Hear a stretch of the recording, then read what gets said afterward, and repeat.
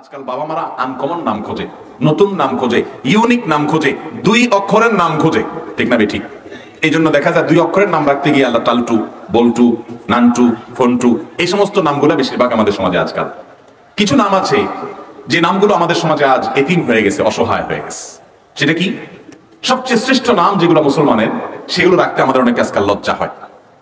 হ্যাঁ, মেয়েদের নাম আয়েশা, খাদিজা, এগুলো খুব বেশি শোনা যায় না, অথচ এগুলো হলো সবচেয়ে শ্রেষ্ঠ নাম মেয়েদের নামের মধ্যে।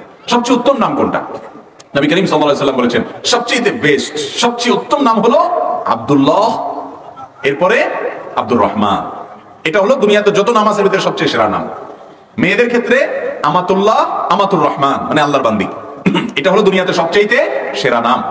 এরপর দ্বিতীয় পর্যায়ে সেরা এবং শ্রেষ্ঠ নাম হলো যত আল্লাহ তাআলার গুণবাচক নাম আছে, এই সমস্ত গুণবাচক নামগুলোর শুরুতে, ছেলেদের নামের শুরুতে আব্দুন আর মেয়েদের নামের শুরুতে আমাতুন যোগ করে যে নাম হবে, আল্লাহর 99টি গুণবাচক নামের প্রত্যেকটা শুরুতে আপনি আব্দুল লাগাই দেন। আব্দুল গফফার, আব্দুল কাহ্হার, আব্দুল সত্তার, আব্দুল রহিম, আব্দুল ওয়াদুদ, আব্দুল গফুর, হ্যাঁ, আব্দুল মান্নান, এভাবে যত আল্লাহ রাব্বুল আলামিনের গুণবাচক নাম আছে তার সবগুলো শুরুতে আব্দুল লাগাই দেন। মেয়েদের ক্ষেত্রে আমাতুন লাগাই দেন, শ্রেষ্ঠ নাম হয়ে যাবে। এই নামগুলো রাখার ক্ষেত্রে আমাদের আপত্তি হলো, অনেকের এই নাম রাখতে বললে বলে, হুজুর আব্দুল্লাহ, আব্দুর রহমান সেরা নাম বুঝলাম, কিন্তু আমার বাতিজার নাম আব্দুল্লাহ আছে, আমার বোনের ছেলের নাম আব্দুল্লাহ আছে। আমি বলি, সমস্যাটা কোথায়? আপনার ছেলের নাম, বাতিজার নাম যদি আব্দুল্লাহ থাকে, তো আপনার ছেলের নাম আব্দুল্লাহ হলে অসুবিধাটা কোথায়?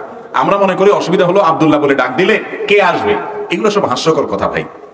আপনি আব্দুল্লাহ বলে ডাক দিলে দুজন একই সঙ্গে ডাক শুনবে, একই সঙ্গে দাঁড়ায় থাকবে, এরকম পরিস্থিতি জীবনে কয়বার ঘটবে? আর যদি দুইজন দৌড় দিয়ে আসে, সমস্যাটা কোথায়? আরো ভালো হয় না হলো, ঠিক না? ঠিক। দিনের ক্ষেত্রে আমরা এই সমস্ত আজগুবি সুতা খুঁজি। দুনিয়ার ক্ষেত্রে যদি হইতো যে আপনি এবং আপনার ভাতিজা দুইজনকে দুনিয়ার কোন একটা মূল্যবান কিছু দেয়া হবে, এখন দিতে গেলে কাকে দিবেন, কে পাবে, এটা নিয়ে দুজনই দৌড় দিতে পারে, এটা নিয়ে আপনার আশঙ্কা হয়। তো সেই জন্য আপনি এটা নেওয়া বন্ধ করবেন না, ঠিক না? ঠিক। বরং আপনি বলবেন যে একজনে অন্তত পাক, অথবা দুজনে যদি পাওয়ার সুযোগ থাকে আপনি বলুন দুজনেই পাক, ঠিক না? ঠিক। কিন্তু নামের ক্ষেত্রে আমরা এসে এই সমস্ত যুক্তি দাঁড় করাই, এটা ভুল যুক্তি। আরবিয়ানদের মধ্যে, আরবদের মধ্যে একই পরিবারে কয়েক ছেলের নাম আব্দুল্লাহ আছে, সবগুলোর নাম আব্দুল্লাহ, 4 ছেলে 4টার নাম আব্দুল্লাহ।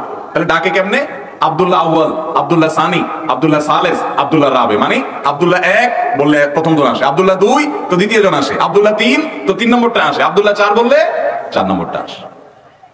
জগৎ বিখ্যাত আলেম, ভারতবর্ষের অন্যতম মনীষী, মুসলিম বিশ্বের নোবেল খ্যাত বাদশাহ ফয়সাল অ্যাওয়ার্ড পুরস্কার পাওয়া সৈয়দ আবুল হাসান আলী আন-নাদভী রাহমাতুল্লাহি আলাইহি, তার বংশধরদের মধ্যে, তার পরিবারের মধ্যে কয়েকটা বাচ্চার নাম মোহাম্মদ রেখেছে।